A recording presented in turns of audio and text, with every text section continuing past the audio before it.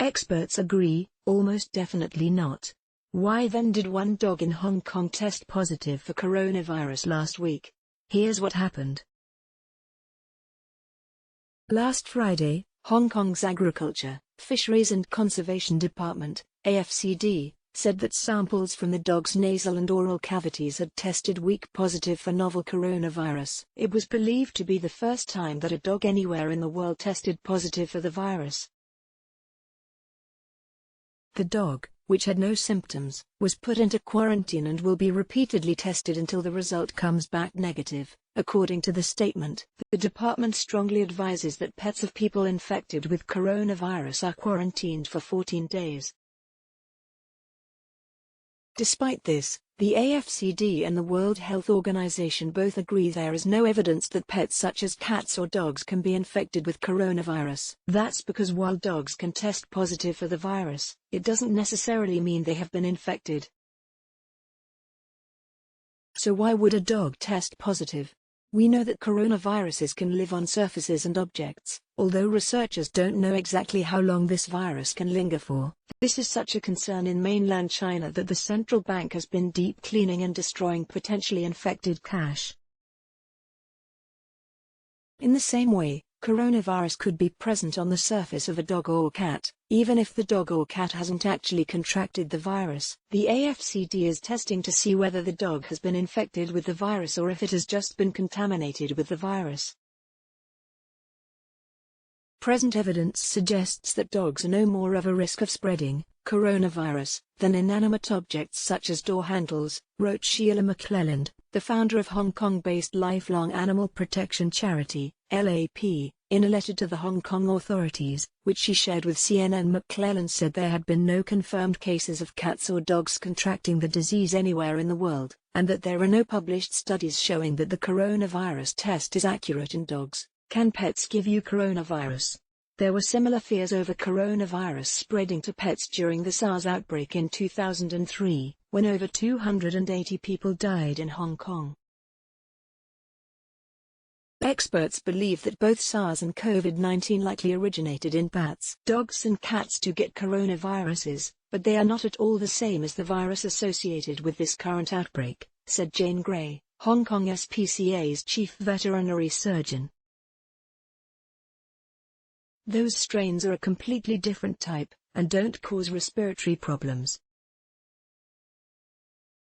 Back in 2003, scientists said the chance of getting SARS, which is also a type of coronavirus, from your cat was extremely remote. Gray, who was working in Hong Kong during SARS, said the virus was found in a small number of cats, but there was no evidence that they could pass it to humans.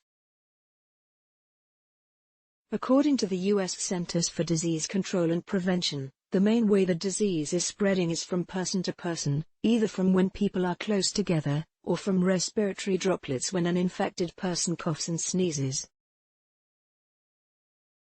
Is it worth quarantining pets? According to Gray, there is still value in quarantining pets from a scientific perspective, because it allows scientists to observe how an animal relates to a disease we still know relatively little about. Whilst it seems a bit scary, it's purely a precautionary measure, and it's certainly nothing for pet owners in general to be concerned about, said Gray. Some pet owners in mainland China have been fitting their dogs with tiny face masks, but Gray said there is no benefit to that. In fact, it's probably fairly distressing for the pet and could cause them to panic. Instead, pet owners should stick to the basics, good hygiene. Both WHO and Gray said owners should wash their hands with soap and water after touching pets. Gray said if dog owners are particularly concerned, they can wipe their dog's paws with antiseptic wipes after they have had a walk outside, but they should take care not to overdo it, as wiping too much can dry out a dog's paws. I am certainly not in any concern of my dog or cats. I'm far more concerned about myself catching it from a human being that has the disease, said Gray, who is a pet owner herself. What's the bigger risk? To veterinarians and animals rights experts, there is a bigger issue than the potential spread of coronavirus to pets, the spread of fear. After the announcement that the Hong Kong dog tested positive last week, the lifelong animal protection charity, LAP, a group which helps rehome animals in Hong Kong, wrote to the government, saying its announcement caused a tremendous amount of panic. McClelland, the founder of LAP, said she had been contacted by countless people worried for their pets, with many anxious that their dog or cat would be forcibly set to quarantine. In a state of panic, people could abandon or kill their pets, she said. Other people could stigmatize people who have dogs. Dog owners could face unreasonable problems when simply walking their pets outdoors, or neighbors could create trouble for no reason. Back in 2003, there were reports of cats in Beijing being taken from the owners and killed by people worried that they could be harboring the disease, according to a New Scientist report. In Hong Kong, there was an increase of abandoned pets, said McClelland. In Wuhan, the Chinese city at the center of the epidemic and which has been under lockdown for over a month, pets have been trapped in apartments alone while their owners are stuck outside the city. Volunteers from Wuhan Small Animal Protection Association say they have rescued hundreds of pets left in apartments.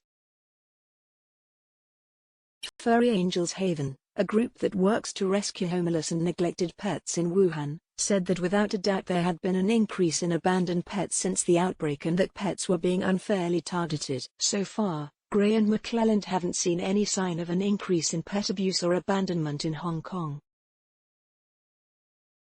Instead, they've both seen an increase in people looking into steps to export their pets overseas, suggesting owners are looking to leave the city. Why pets are worth keeping rather than pets being a coronavirus culprit. They are actually good to have around in this stressful period when many people are stuck working or studying from home, says Gray.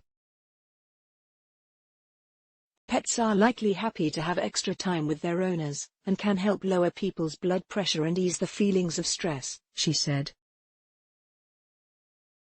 We know that stress lowers our immunity, and no one right now wants their immunity lowered, she added. That's been the case for Hong Kong resident Marco Leung, who has a 7-year-old pet dog. He's not worried about his dog getting sick from coronavirus, although he has been taking precautions such as cleaning his dog after walks. I know dogs will not be infected, but if the virus goes on their skin or fur, it will stay there, so if we are careful, I think it's okay, he said. He's been working from home, so he gets to spend the whole day with his pet Hung Jai, which means little bear in Cantonese. Working from home is very boring, so now I have more time for us to play together, he said. Let's block ads. Why?